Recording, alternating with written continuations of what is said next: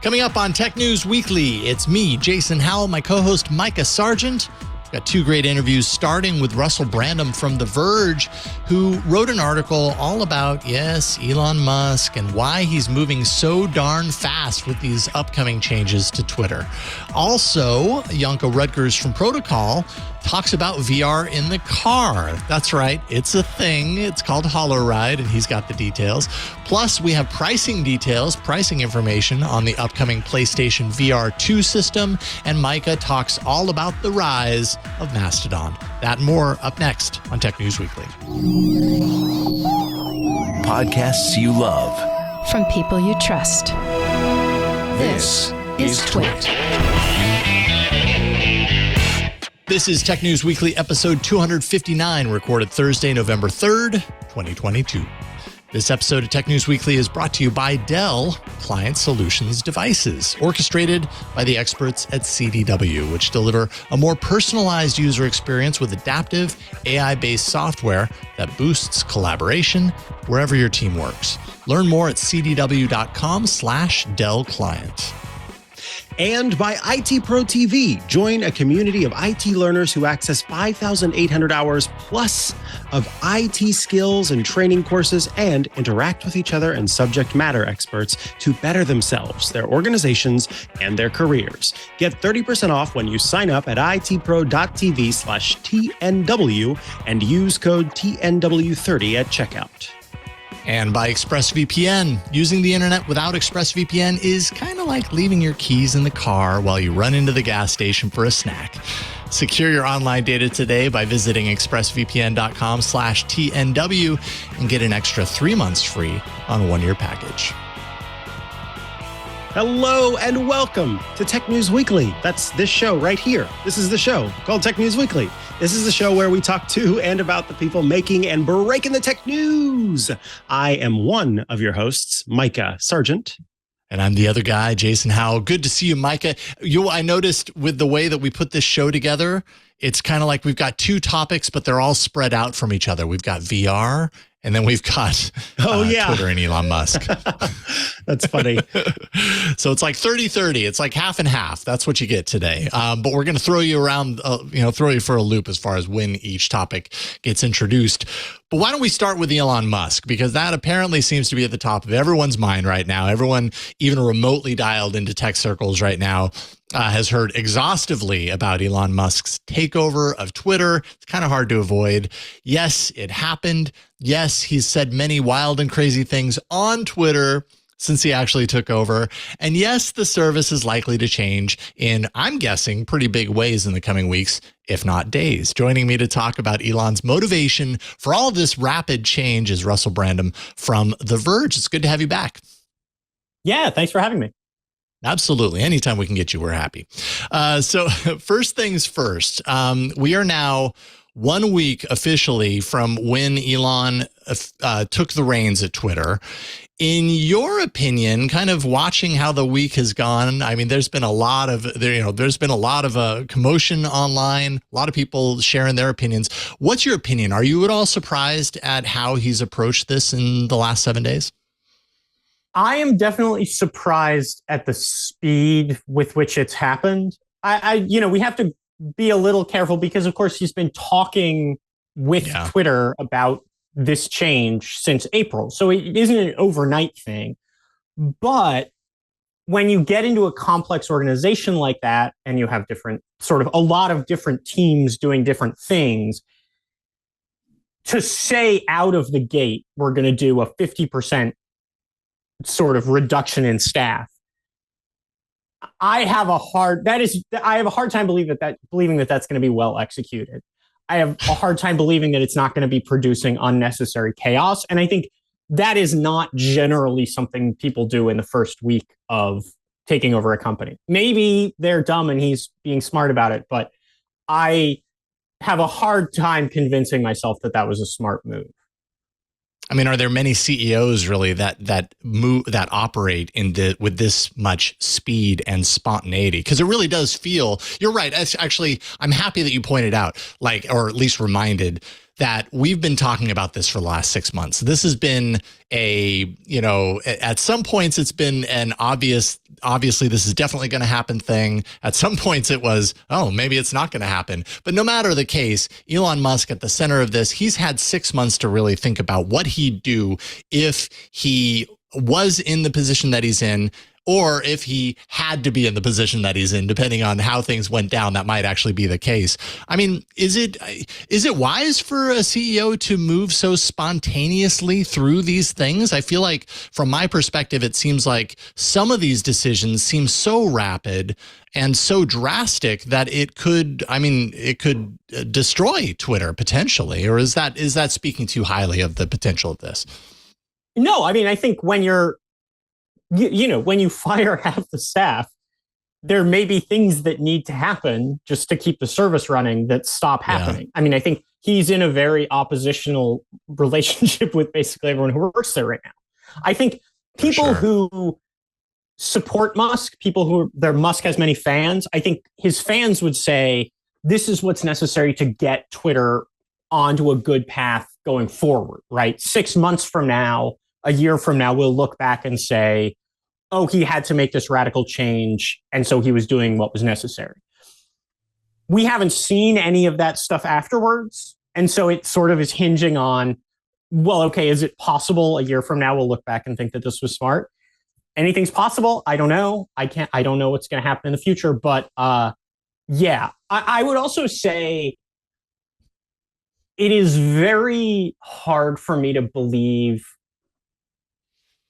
Well, it's very hard to see where he's trying to take the company. And so you have people talented engineers who are at Twitter, who are probably looking for other jobs now, even if they wouldn't be in the 50% that's getting fired just because they don't want to take a chance. You have users who are saying, actually, it seems like it's going to be a bad time on this platform just because I'm so confused by what he's doing. So I think all of those sort of indicators are headed in the wrong direction right now. Yeah, certainly. Now, you also, this news about Elon possibly cutting, 50% of the workforce. This is relatively recent. I think that's got the date of tomorrow, November 4th. So we aren't going to have to wait much longer to know whether he actually follows through on that, at least as far as my understanding of where that's at. You wrote specifically, I think yesterday, about Musk's move to charge $8 for Twitter Blue, which, when you compare that to, massive amounts of layoffs, maybe seems like less of a consequence, comparatively speaking. But nonetheless, he's been talking a lot about this last couple of days, making it a verification tier of the service to a certain degree. Before we get into the reasons why, talk a bit about what we understand that this redefined service is going to offer to its subscribers for the fee of $8, once $20. Yeah. So it's interesting because, Twitter Blue is the name for Twitter's existing premium service, where the idea was you would just not see ads on Twitter, which, this is Hulu has these different tiers. This is a model that people use. What Musk is proposing is actually sort of more ambitious than that. It's, okay, the blue checkmark, which has meant verification, is not going to mean that anymore. It's going to mean that you're paying for this premium service, right? Then you'll also get priority in replies, mentions, and search. So when I search for, Russell Brandon's article, Russell Brandom wrote this Elon Musk article, whoever tweeted it and was paying for that service will come up on top, right? Almost like a Google search ad. Then you'll have some ads, but not as many. He says half as many.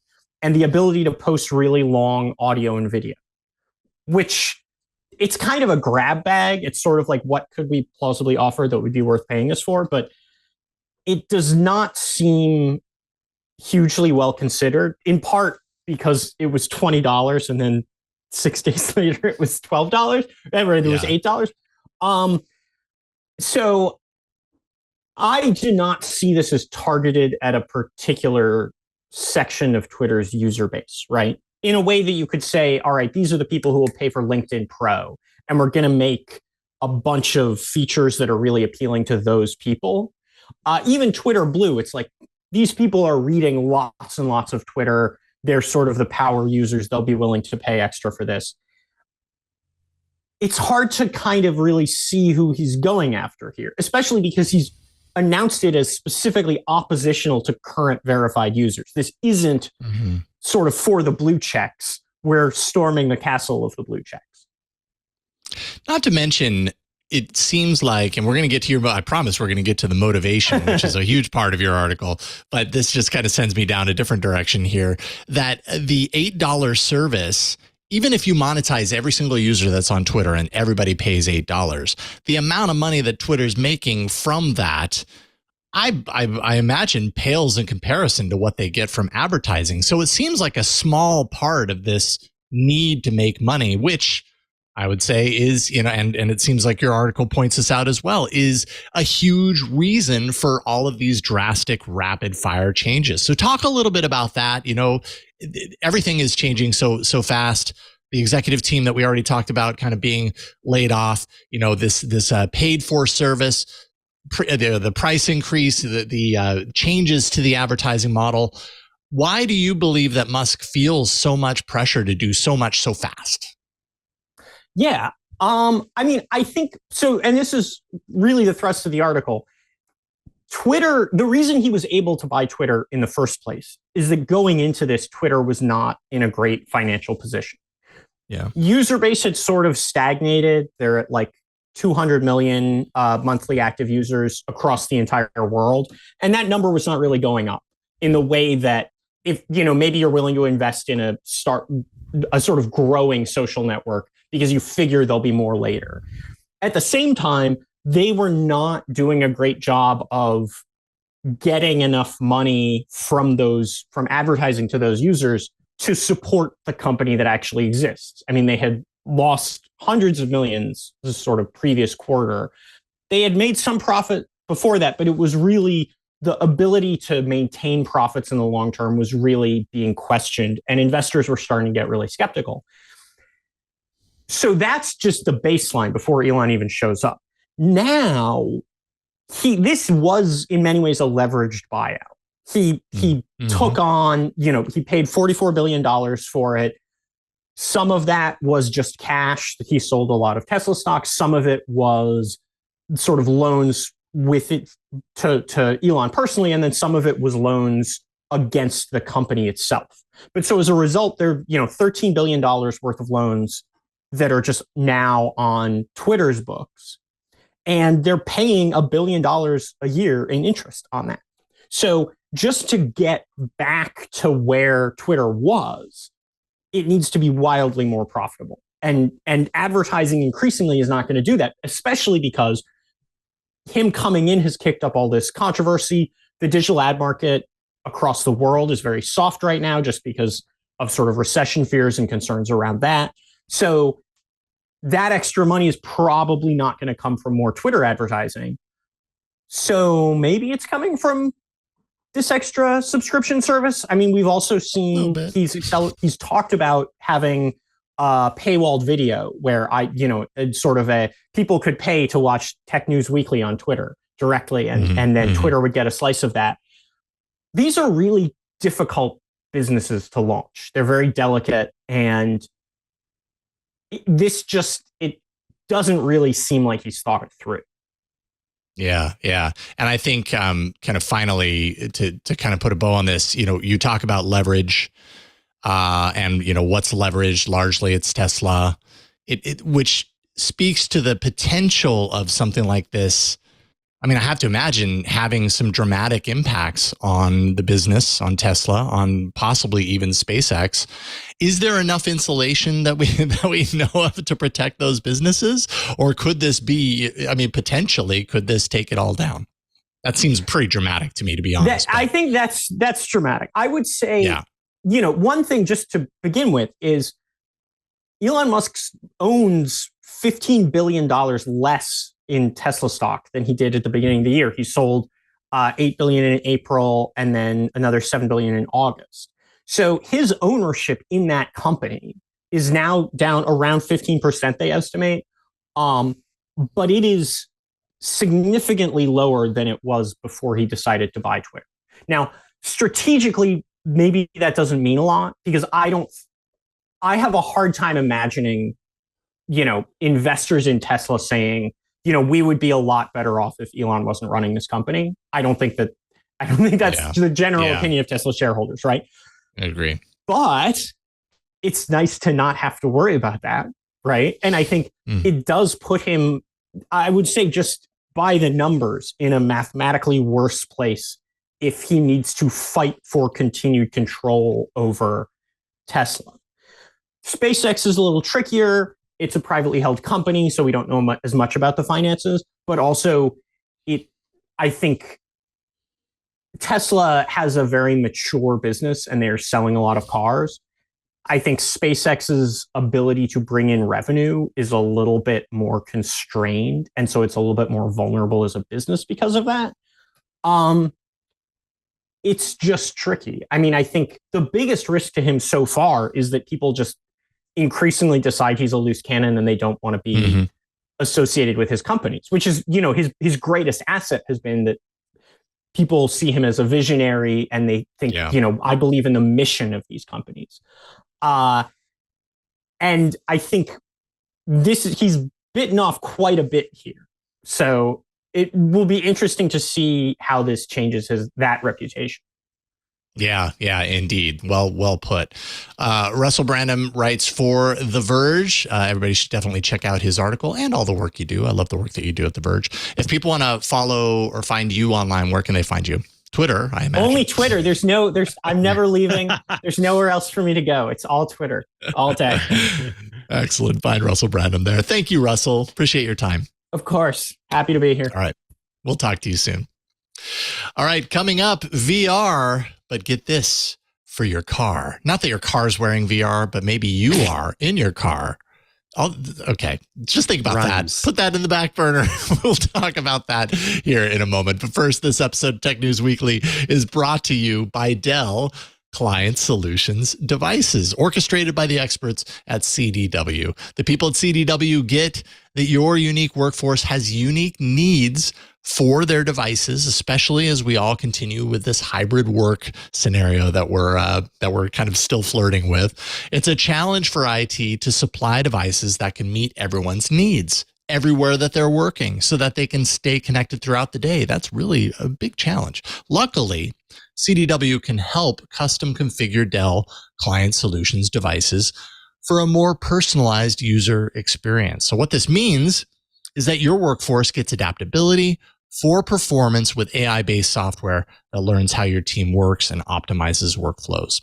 And then check this out. Dell Client Solutions devices have intelligent noise detection and cancellation, along with high-quality video that adjusts with your lighting. Pretty awesome. This fleet of devices is really fantastic because wherever your team works, its built-in security responds to malicious attacks. That provides a secure way to boost collaboration and productivity from anywhere. That's what you really want. When it comes to seamless experiences, Dell Systems makes adaptive performance possible. CDW makes it powerful. You can learn more. Just go to this website, cdw.com/Dell Client. We thank them for their support of Tech News Weekly. Mikah, over to you. Are we there yet? No? Are we there yet? Put on the goggles, then you'll see we're not there yet. But at least with the goggles on, I don't have to think about the fact that we're not there yet. Yes, it turns out that one company is setting its virtual sights on making the car ride a less boring experience. Joining us today to talk about this company is Janko Roettgers from Protocol. Welcome back to the show. Thanks for having me again. Good to see you guys. Yeah, it's good to see you too. So let's kick things off. Tell us about Holoride, this VR company. What is it? Where is it? Who can actually use it? What's it for? Et cetera, et cetera. Yes, Holoride is a German startup that figured out a way to combine VR with car rides. And if you think about that at first, obviously we're not talking about the driver. That would be very unsafe. Don't wear VR glasses while you're trying to drive a car. But instead, they're targeting the back seat. So they figured out a way to combine data that the car provides about acceleration, about steering, all these types of things with VR experiences, And then in the backseat, somebody can wear a VR headset and play games or do other things while the experience is synchronized. So if a car speeds up, it may affect the gameplay. If it goes to the right or to the left, it may affect that as well. And who can use it? Well, not very many people, not you and I, because it's a German company. They launched in Germany this week with the first product. But even that is only available in select Audi models, 2023 models, which very few people may have at this point. But they do want to eventually scale up, work with other car makers, bring their product to other countries. So eventually it may arrive here in the US as well. Interesting. So speaking of Audi, can you tell us a little bit about the history of Holoride? According to your article, it kind of started within the car company. Yeah, it was sort of incubated as a project within Audi. They were trying to figure out what they could do to combine immersive experiences with car technology. And they got to a certain point, they started to demonstrate it to people, and then they realized it doesn't really make sense for Audi to just make this available for their own cars because, again, it limits the market to certain geographies where people buy a lot of Audis. It just limits it to certain car models. And so they spun it out as a separate startup. Audi is a minority investor in there. They own a smaller chunk of the company, but they do want to also make this eventually available to other car makers. And that wouldn't have been possible from within that company. Understood. Now, I was reading this article, I found it interesting that Holoride chose to use the HTC Vive Flow VR headset as its headset of choice. You know, Meta is, of course, putting out all of the news possible about its Meta Quest 2 headset, which it raised the price on, and then now the Meta Quest Pro headset. And then you also have Microsoft, who makes the HoloLens. And so I'm curious if there's any insight into why the company chose to go with the HTC Vive Flow headset, and what thinking went into that decision. Yeah, so they told me that they can work with all kinds of different headsets from other manufacturers as well, but they chose this one in part for the form factor, I think, and it's a lesser known headset, so people may not exactly know how it looks like, but it's more like a big Buckeye set of glasses as opposed to something that you wrap around your head and have straps and everything. So it feels more like wearing immersive glasses in a way, which makes it maybe better for casual experiences in the car because you don't have to like hook up this whole contraption on your head. And so it's something that you can put on quickly, you can put it off quickly, and then you can maybe put it in the glove compartment or something like that. So it works fairly well, but they do want to eventually also work with other devices. Got it. Now, you, or Protocol, at least, you'll have to tell me if it was you specifically, got to demo the experience. You talked a little bit about it in the article, so I don't know if that was secondhand or firsthand, but tell us about what the person from Protocol experienced with this. Surprise, the person is me. Yes, I got to demonstrate. I got to test this out in Oakland last week, driving around here a little bit, or rather, I wasn't driving. I was, again, in the backseat, very safe. And so I got to play, tested it for 20 minutes or something. I got to play one game, and then they showed me some screen mirroring functionality as well. And the game was it was called Cloudbreakers. It's one of their launch titles. You control sort of an android that flies through the air and faces off and battles some enemies. And it was interesting because it was synchronized with the driving. So when the car was speeding up, the action in the game would progress faster. When it was slowing down or stopping at a traffic light, things sort of came to a halt. And then when it was turning, the perspective in the game was turning, corresponding to the car as well, which felt really, really interesting. And I thought it was kind of cool. The screen mirroring that they showed off to me as well was sort of this idea that, well, people like to watch videos, people like to do other stuff in the car. But when you do that on your phone, it's sort of not the greatest experience, and it can also contribute to motion sickness and all these things. So why don't you just put a giant screen in front of your eyes, or something that feels like a giant screen rather? So they showed me that, you can watch Netflix on your phone and then have it mirrored to these devices, or YouTube and those kinds of things. It was kind of interesting too. Not groundbreaking, but sort of interesting.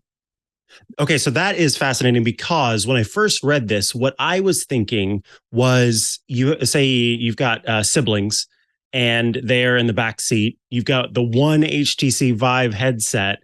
And so one is getting to play and the other one's going, because they don't get to play. And so whenever you said screen mirroring, I thought what was happening is that the person with their tablet or their phone could see what was happening in the VR headset to be able to kind of watch along while they're taking turns, obviously. And so instead, this is the opportunity to sort of block out the rest of the world, watch a show. And this actually leads well into my next question, because I was thinking about, selfishly, me, and I already get sick in certain VR games. I start to feel nauseated after a while. And I get sick if I'm in a car and I'm reading or looking at something. I can't do those things. I have to pay attention to what's going on around me, or else it starts to make me feel nauseated. And so combining the two things together that do lead to, I think, sickness for not just me, but quite a few people, motion sickness, pretty common. What is the company saying about that? How do they feel that can be mitigated? And did you experience any nausea? I guess 20 minutes is probably not quite long enough to know for sure, but I am curious. I didn't experience anything like that. I think so. They talked about that a little bit. What you're describing, those two scenarios, are kind of similar. The cause is kind of similar, right? So if you're in VR or if you're in a car ride and you look at something, it's sort of this realization your body sees something move, but you're not moving, and that kind of doesn't quite gel. It can feel weird in your stomach. And the same can happen in VR. For the car ride scenario, they said it actually helps a lot because it completely blocks out the outside world. So you don't see stuff moving on the outside anymore. But at the same time, it gives still you a kind of a grounding because things sort of corresponded in the game. So it doesn't feel like something is happening, but doesn't have anything to do with what you get to see. When it comes to VR, I think that's more a question of game design. And so I get not as easily sick in VR, but I do sometimes get sick when there's a lot of gliding and sort of weird walking that doesn't feel like actual walking. And I think that would more be a matter of like the launch titles or the titles that they have on this device and being conscious of that. I think they could probably solve that. To the other point, maybe it will help people a lot who do get sick in cars a lot, but I also am not one of those people, so I can't really talk to how effective that would be. Gotcha. Now we're going to look at, given Holoride's ability to use car sensor data, they're specifically tapping into the fact that they can look at these different sensors and provide an augment to the experience in VR. I imagine the company has more plans going forward, and it is something that you touched on in your piece. Although the company is called Holoride, it does seem that they've got their sights set on not just VR. Could you talk about what their plans are next? I imagine bringing first this technology to more places, but then even more after that. What's down the road for Holoride? Yeah, and I think that's actually the cool part of this. So this technology, the demo was interesting. The device is relatively expensive. I don't see a whole lot of people using it in the near future. It's more a nice, interesting gimmick in a way. But the overall idea was, how they described it to me, was that they built this platform that combines motion data and car data with immersive experiences. And those can be VR, but they could be other things as well. And my mind immediately turned to augmented reality. And I was thinking, well, if you walk around in San Francisco, any bigger city, you see these tourist buses go around all the time, right? So wouldn't it be cool if you were on one of these tourist buses and you had like AR glasses that tell you where to look exactly and maybe display something about the buildings while you look at them, stuff like that. But then the CEO of the company was also saying you could go even in a different direction, combine this just with audio. So not occluding people's view at all, actually making it safe for drivers, but at the same time combining motion data, the navigation data, the orientation of the car with things that you get to hear, whether that's, again, maybe city tours, maybe it's like some crazy audio music experiences in the future that make suddenly sitting in traffic really, really interesting. Who knows? Yeah. But it's kind of cool to think about the possibilities there. And I think they do go way beyond just sitting on the backside and playing VR games. Absolutely. Yeah, there's already, I've seen it in several cars. It's as simple as paying attention to the speed and the acceleration of the car and using that to make adjustments to the volume level of the music. Because in theory, if it's not an electric vehicle, then the faster you're going, the more the engine is revving or there's road sounds. And so then it's more likely that you'll need the volume to be a little bit louder. So the volume can kind of go up or down based on that. So taking that even further, where you're listening to music and your seat is kind of like buzzing you along with the beats. That's a pretty cool idea. So yeah, that would be interesting to see in the future. Janko, I want to thank you so much for joining us today to talk about Holoride. And of course, folks can head over to protocol.com to check out your great work. But if they'd like to go and follow you online, what's a good place to do that? Is it still Twitter? It is still Twitter. Yes, I'm on Twitter. My username there is JNK0. But who knows what's going to happen to Twitter? So I would say just go to Protocol. We also have a newsletter there, the entertainment newsletter. You can keep track of all my work that way. Awesome. Thank you for your time today. Sure. All right. Up next, we are continuing on the VR train, choo-choo, with Jason Howell's story of the week. But first, this episode of Tech News Weekly is brought to you by IT Pro TV. Yes, IT Pro TV. Whether you're new to the IT field or you are a seasoned pro who knows quite a bit, it doesn't matter because IT Pro TV can help make you even better. They've got online IT training courses. It'll make all the difference. They offer virtual learning solutions for everyone. This includes IT training videos, every vendor and skill you need to start or advance your IT career. And they're done in a talk show format. So you remain interested through the whole thing. You're excited to learn. You want to keep learning more. It makes you hungry to gain all of that knowledge. IT Pro TV has more than 5,800 hours of IT training. Oof. So much with current content added daily. So courses are always up to date. And that means you can binge these episodes in 20 to 30 minutes. I love this too. They feature interactive IT virtual labs. That is one of the ways that IT Pro TV sets itself apart because you get hands-on learning via these hosted virtual labs. You can get on-demand access to cloned virtual machine environments to test the skills that you've just learned or the ones that you're currently learning. You get IT certification practice tests. So before you take the official test, you can make sure you're ready for it. You can take and retake these tests to ensure you've got it and you can be confident when it comes time to sit for the exam. And they've got a great community as well, more than 220,000 in the community of IT learners. So that way you can share in the forums, you can talk with instructors directly and ask that question that you just can't quite figure out.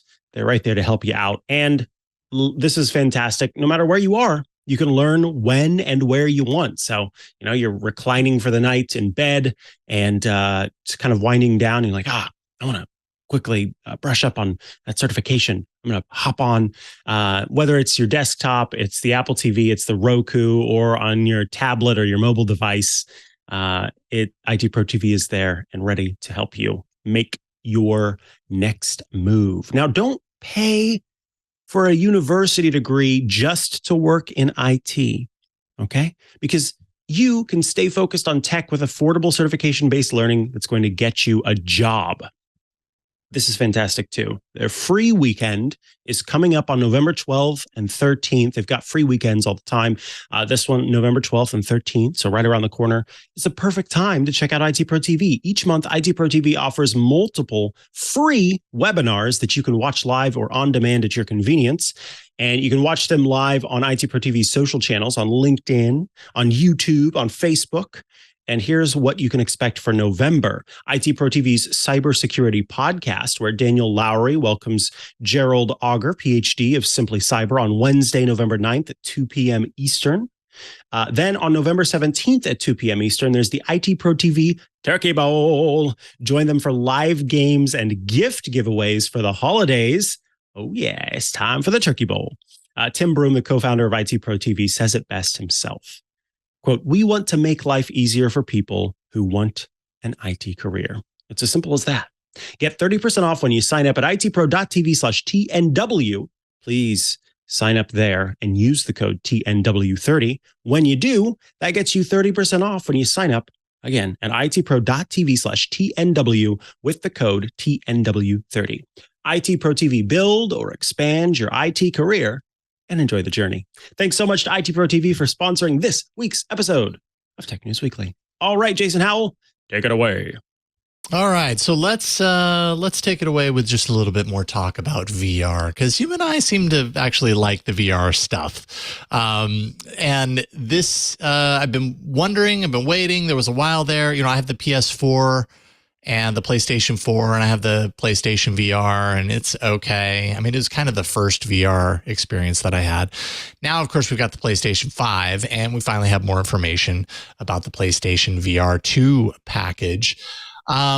So, as we're kind of heading toward this Christmas season, which blows me away that we're already in November. It's really weird. Wow. This year has been super fast in strange ways.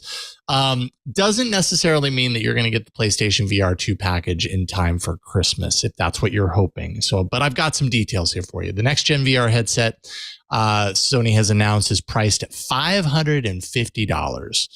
So that's the cost for the headset. 600 euros, 530 British pounds sterling, whatever you got to spend. That's what you have to expect.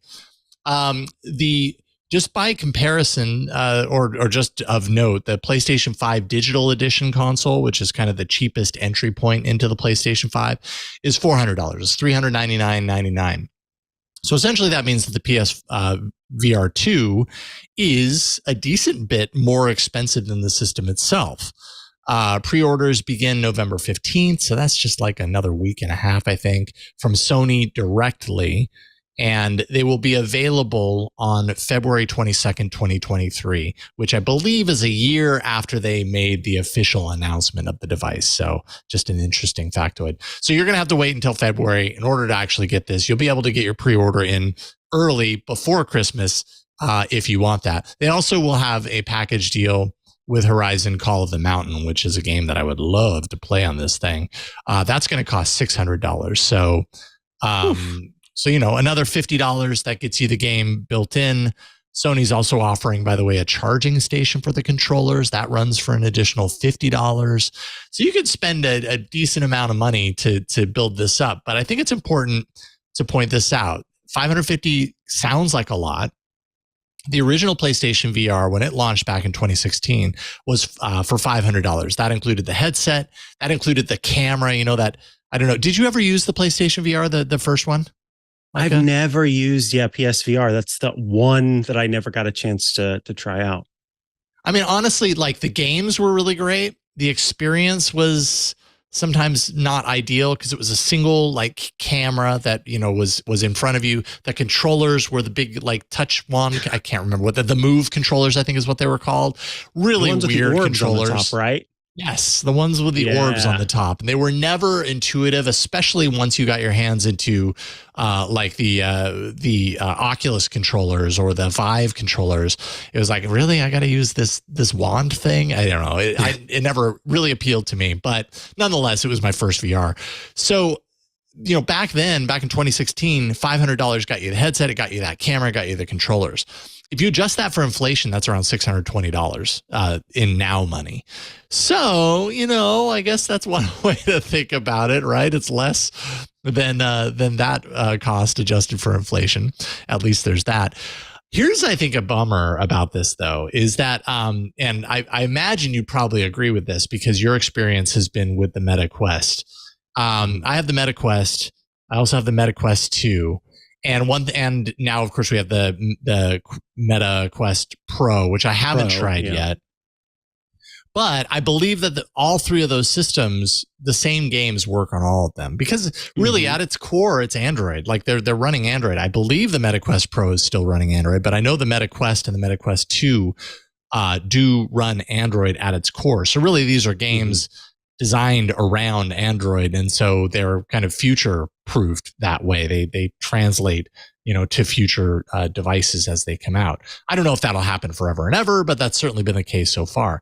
With the PlayStation 4 games that you got for the PSVR, those are not going to be compatible. So Sony announced 2 months ago at the Tokyo Game Show that the new hardware is not going to support previous generation games, which is kind of in line with how consoles have traditionally worked. They've gotten better about this, allowing for older, system games to work on newer systems and building in that cross compatibility.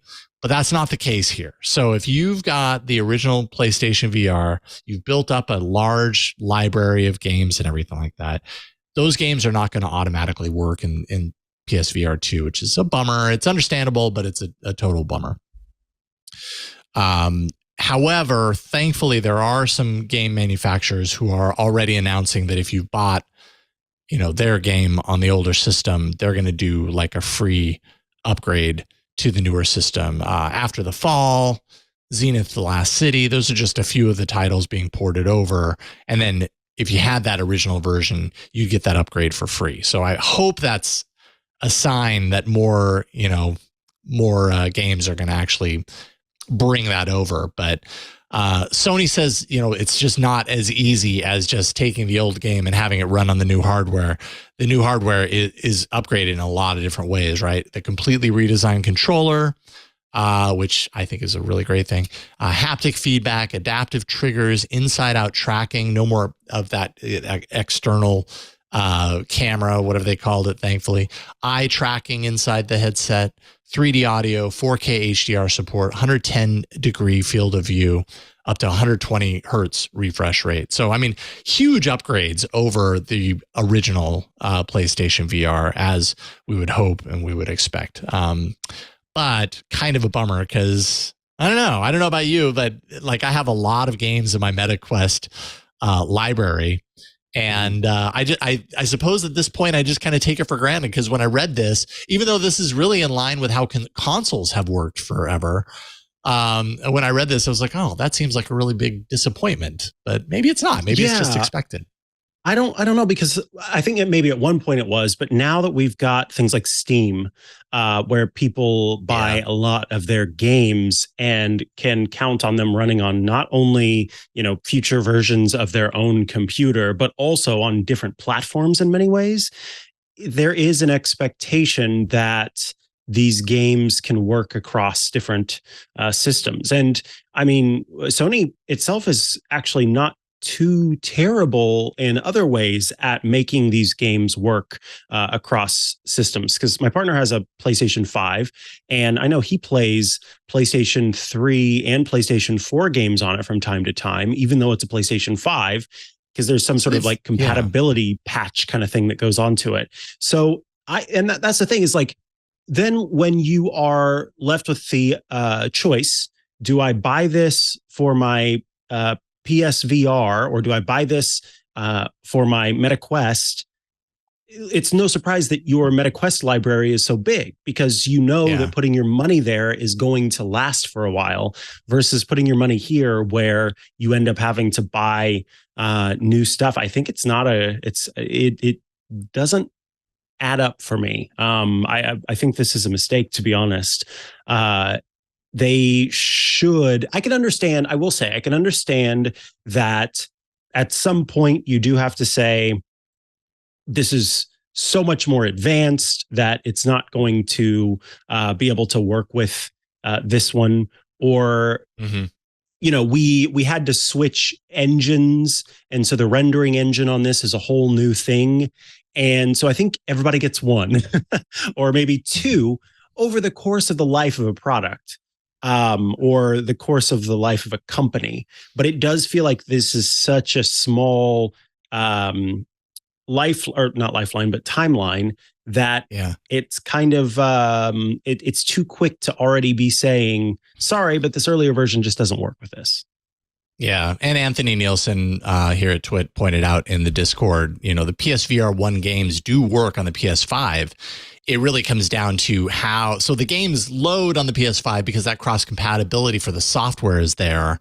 Sony is making the argument that, well, that might be the case, but you've still got to, all of these other pieces of the new hardware that don't line up with the pieces of the old hardware. How do you draw the correlation between those things and map them appropriately and all that kind of stuff to make it work, which I can kind of understand. I mean, I am super give developers excited. the tools to do it. True. Give them the ability to do it. They put in the time, it behooves them to do so. Instead, what they're left with is having to create the new game, which is great, and then offer that free upgrade. I just hope that developers actually do that, because that seems like the right thing to do to me. But maybe not. Maybe they feel differently. I don't know. But I'm excited to play some of these games. I'm excited to check it out. I do not have a PS5, so I don't know when that will be. I don't know if I'm going to be getting one anytime soon anyways. But I do know that from my experiences with playing the PlayStation VR is that though the experience of the headset was a lot more wonky, the huge cable that came from it that runs to your PlayStation versus the, inside out tracking that we have on the Meta Quest. Like, the experience of the Meta Quest is so easy. You just throw it on and you go. With the PlayStation VR, it always takes a lot more setup. So that part of it, there's a big disconnect there by comparison. But the quality of the games that I've played on the PlayStation VR, like, they're a console. It's at its core, it is a game console. And so there's just a little bit more that can be done there. The hardware can be pushed a little bit more than a computer that's running Android apps, that it's scaling down or cutting back the fidelity of the graphics and everything. I think that's going to be different with the VR2, and I would love to see what that looks like, because I have a feeling things are going to be really impressive. You're just going to have to pay for it, and isn't that just how it always works? It's kind of the way it goes. Sadly, yeah. Sadly, that's how the world turns. So there you go. I'm excited, but it does seem like a missed opportunity to not bake in, not at least, like you said, give those tools to developers so that if they want to do the work, they can make it happen. Because I know a lot of people are the same people that would buy the 2 probably have the 1. A lot of them, anyways, right? Exactly, because it is expensive. Yeah, so that's a big misstep, I think. Yeah, VR is not. It's not in the wider public realm enough to be able to make those kinds of choices. You're still in I feel like you're still in the, you're completely in the carrot stage, and to throw a stick this soon is not great. Yeah. Yes. So that is that. Up next, Mastodon. You've probably heard us talking about that on the network. Well, you've heard Leo talking about it quite a bit over the last few years. But definitely you're hearing a lot more right now. It has to do with the Musk Twitter moment. So that's going to be Mikah's story of the week. But first, this episode of Tech News Weekly is brought to you by ExpressVPN. Using the internet without ExpressVPN is like leaving your keys in the car while you run into a gas station for a snack. Probably most of the time you're going to be fine. Your car's still going to be there when you get back. But what if you do come back and you see someone driving off with your car? Well, think about that. That would actually be really scary. Why does everyone need a VPN? It can really be useful and handy for everyone. Every time you connect to an unencrypted network, so, we like to call those out as like cafes or maybe hotel Wi-Fi or airports. Hackers who are on the same network can actually gain access to your personal data. So your passwords, your financial details, all, anything you can think of passing through the network, it's there for the taking. And it doesn't take much technical knowledge to hack someone. Just a little bit of cheap hardware is needed. Even a smart 12-year-old could probably do it. Your data is valuable. Hackers can make up to $1,000 per person selling personal information on the dark web. It's super valuable. So why use ExpressVPN? Well, ExpressVPN has a number of features that just set it apart from the rest. You've got encrypted tunnel technology. It creates a secure encrypted tunnel between your device and the internet. Hackers can't steal your sensitive data because they're locked in that tunnel. Super secure as well. It'd take a hacker with a supercomputer over 1 billion years to get past ExpressVPN's encryption. And I think this is a huge selling point for ExpressVPN because I've used a lot of VPNs in the past. And then once I experienced ExpressVPN, I realized, man, this is so easy to use. I just fire up the app, Or in Android, I just pull down the quick settings and I tap the quick setting for ExpressVPN. Literally, it's a click of one button and boom, you're protected. And it works on all devices. So your phones, your laptops, routers, and so much more. You can stay secure on the go, which is, I think, a really big reason why VPN is so valuable. I love ExpressVPN. It is the VPN that I use. It's the one that I trust. You know, I just did some traveling a couple of weeks ago, and I was away for a while, and that included, you know, being in the airport and all that kind of stuff. I was using ExpressVPN. That's just the app, that service, that VPN service that I use. Secure your online data today by visiting expressvpn.com/TNW. That's EXPRESSVPN. expressvpn.com/TNW. And you can get an extra 3 months free when you go there. So definitely do that. Check it out and you will love it. expressvpn.com/TNW. And we thank them for their support of Tech News Weekly. All right, Mastodon it up. All right. Yes, let's talk about Mastodon. As everyone has done for quite a period of time, anytime something weird happens on Twitter and people are like, what do we do next? It's time to go to Mastodon. I have I might even have multiple Mastodon accounts. I don't know. Is that illegal? Maybe it is. Anyway, I know I have at least one. I've used Mastodon in the past, and it is an interesting platform. As Mastodon says itself, it is a product on top of a protocol. It is decentralized and open source. It can't be sold. It won't go bankrupt because it is not a company that can do any of those things, and gives you control over your network. The problem, actually, no, I'm not going to get into the problem yet. Apparently, the Mastodon is seeing 655,000 active users, so nearly 1 million active users, after 230,000 people have either joined or rejoined / reused Mastodon in the past week alone. So the platform is growing quickly. Or I shouldn't even say, I mean, it's sort of a platform. Mastodon is growing very quickly in a short period of time, which is interesting because there are people on Twitter who are looking for a different place to go based on how they see kind of the future playing out on Twitter itself. Mastodon works a whole lot like Twitter in the sense that you can send out short bits of text that are then shared with people who you follow. Who follow you, and you can follow other people and see their short bits of text, their images, their videos. And the way that it's different is that you can set up your own sort of social media network that has its own set of rules that can then connect with those other networks that are part of Mastodon. So if I wanted to have a Mastodon social network where the rule was you can only join the network if you never refer to white chocolate as chocolate, then I could do so. And I would have to make everyone prove that they all... Right. Finally, I have my network of people who believe in the truth of chocolate, which is that white chocolate is not chocolate. Anyway, and then the cool thing is all of my chocolatiers could follow people who are on TWiT's Mastodon and could interact with those people who are on TWiT's Mastodon. And so we all have our own network that's set up our own specific way with our own specific set of rules, but you can still be part of the larger conversation. And that is what I do think makes Mastodon pretty cool, because then you get to be part of a community that you want to be a part of, but then also share with other people. But due to that federated nature, that's the term, federated, it does lead to, I feel, a lot of friction in understanding how the platform works, in joining the platform, in setting things up, and also leads to, I think, a reduction in reach that you can expect from Twitter if you gain a following, or sometimes even if you don't gain a following, if you just send a tweet out that for some reason is of interest to a lot of people.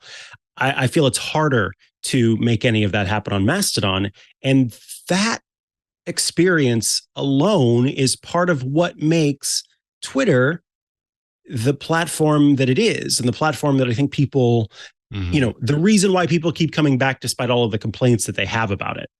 I think that that's also what so for me, when I'm on TikTok, I am just watching TikTok videos so I can enjoy and laugh and have a good time. But I think the people who are posting on TikTok, they're, and I don't want to generalize and say everyone, but many of them are posting on TikTok because they know that it's possible that the algorithm is going to pick up their video and that they're going to gain a following, or at the very least get a video to go viral and gain interest that way, because we've seen it time and time and time again. And I feel that there's a little bit of that to Twitter as well. Mastodon doesn't have that part of it so much. So the good thing about Mastodon is that it isn't driven by, it doesn't need to be driven by its daily active users. It doesn't need to be driven by how many people are actually producing content or aren't producing content, because it doesn't have shareholders that it's beholden to. It doesn't need to prove that it's making money. And even if it didn't have shareholders, if it was a privately held company that still needs to make money to pay for its own taxes, then there's that falls into it. They need to have advertisers on that platform. I'm talking about Twitter. They need to, all these things that are not just about making it the best experience possible for the people who are making the platform. Twitter is nothing if it doesn't have its users. That is what Twitter is. And many social media networks, many video and audio sharing platforms, they are only valuable because people are putting things onto them. And if you don't have the people, then you don't have the value and you don't have the money that you need to keep the thing going. Mastodon is not beholden to all of that because it is a protocol that lets people, if you build it, they will come. And if you don't come, then shruggy emoji. It's fine. So the fact that we're seeing such growth is fascinating to me, because I tend to believe that Mastodon users are going to be the people who were heavy tweeters on Twitter. They are the people who are more social media savvy, who can understand how the platform works, versus someone who just signs up for Twitter because they know that's where they can get funny memes and the latest news about the shows that they're watching or whatever it happens to be. Mastodon is I think some people try to make it seem as if it's just one step up from Twitter in terms of complexity. So, if you get Twitter, you'll easily get Mastodon. And I disagree.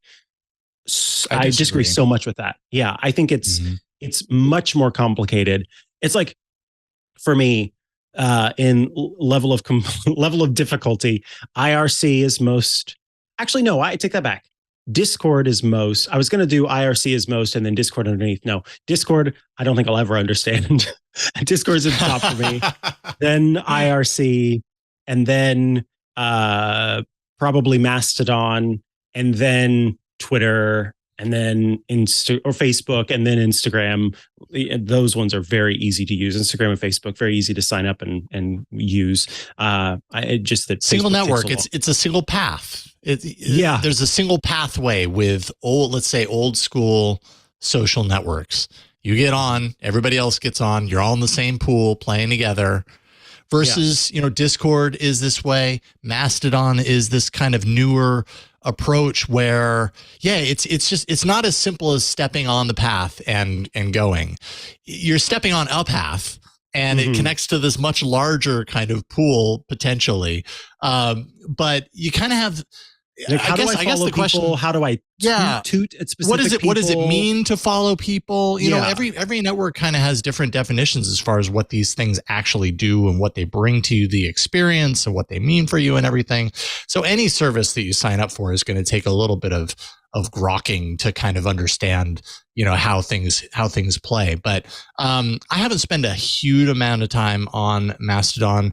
I've just been kind of, scrolling, reconnected and scrolling through it just now as you've been talking, kind of looking at things and everything. And in some ways it's very similar to the Twitter experience, but in other ways, Yeah, just knowing that like what you're seeing is a partial, that it's connected to a the potential of a much larger connection. Like explaining that to someone with the purpose of saying this is an alternative to what you're used to using, which is this very simple single track thing.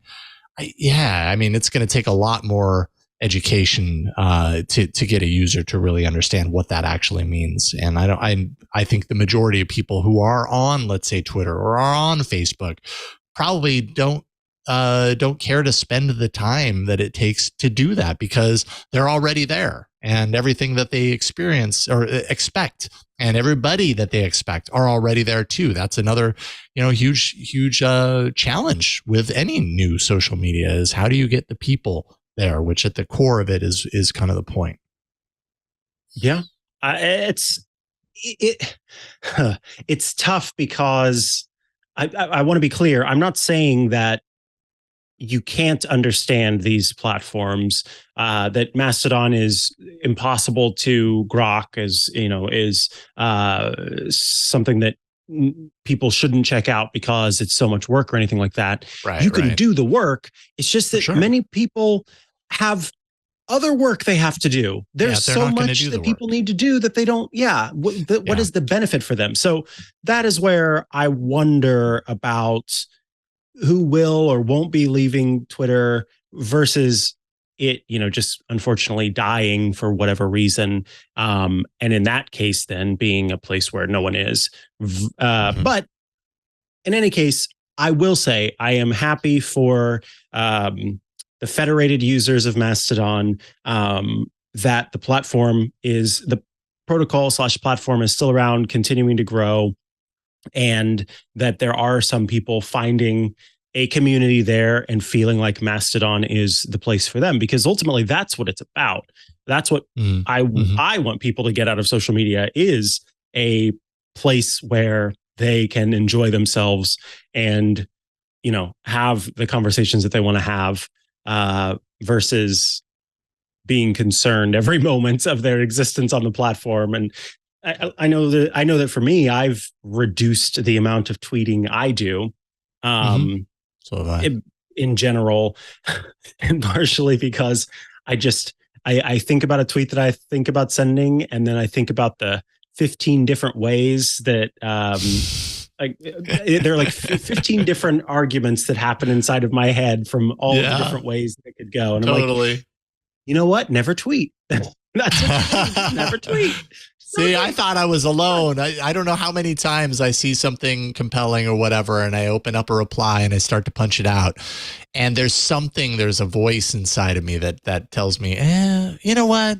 It's probably best that I just don't get involved. Yes. Or, you know what I mean? It's like, what does it hurt if I just don't send this and I just allow this to be the thing that I thought instead of the thing that I projected out into the world?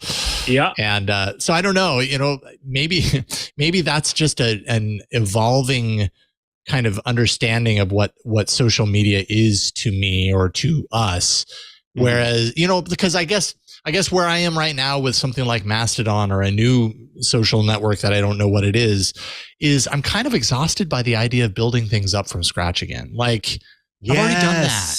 And I really don't want to start over. And I know that's a horrible reason to not try new things. But like you said, we've got a certain amount of time in our lives for a certain number of things. And I just don't know that I have a whole lot in me to like build a social web, a social network around me from the ground up again. I kind of have the ones that I've done that with, and they're curated and they're in place. And just the thought of that stresses me out.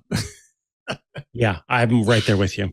I mean, and that's another conversation that I think has been had many times. And so I'm not getting into it too much, but Leo and I talked a little bit about it on the Tech Guy on Saturday, that for marginalized communities in particular who have been able to build a community on this platform, it's a lot harder for them. And I count myself among them. Twitter is my biggest audience. And losing that is not, Twitter is my biggest direct audience in terms of it is an audience that I feel I built that is, a group of people that are following me because in theory, they want to hear what I have to say.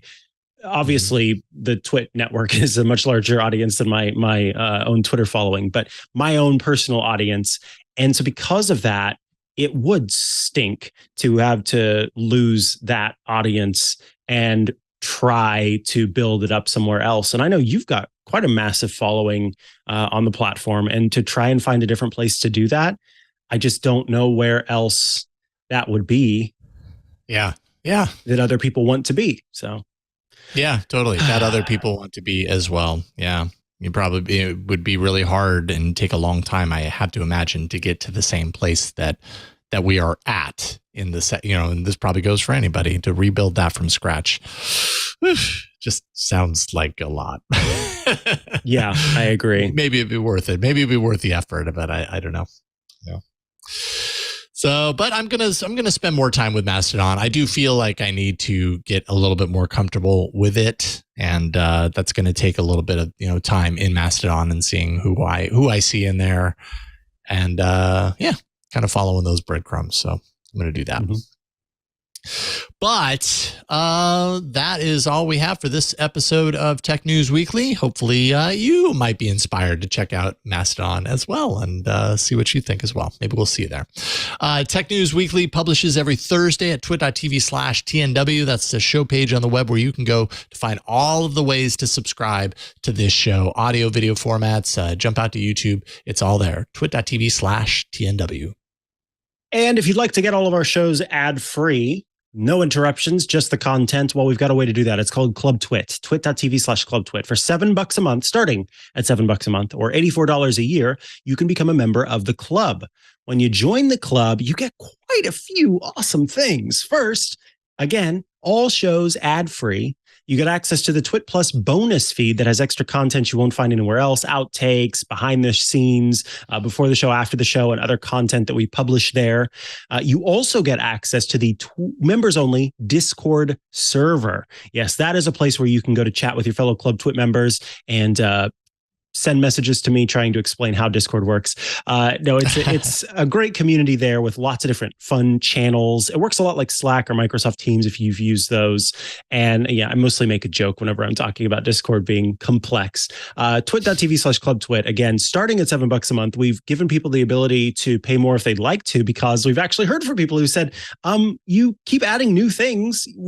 I want to pay you more. And especially because they want to keep this network running and rolling along. We could really use your help to make sure that happens. So that is a great way to do so. And if you thought it stopped there, you thought wrong. Again, still, for starting at $7 a month, $84 a year, you also get access to the I almost said Hands on Linux. That's not what it's called. The Untitled Linux Show, which is a show all about Linux for all of you Linux lovers out there. You get access to Hands on Windows, which is Paul Thurrott's short format show that gives you tips and tricks and all sorts of cool things that you need to know about the Windows operating system. And access to my show, Hands on Mac, which publishes every week talking about all sorts of Apple devices. So it's not just the Mac, but also iPhone, iPad, Apple Watch, all of them. Today's episode is about a very important network setting that can make all the difference when it comes to getting the best speeds possible. So definitely check those out. And we do appreciate you joining the club.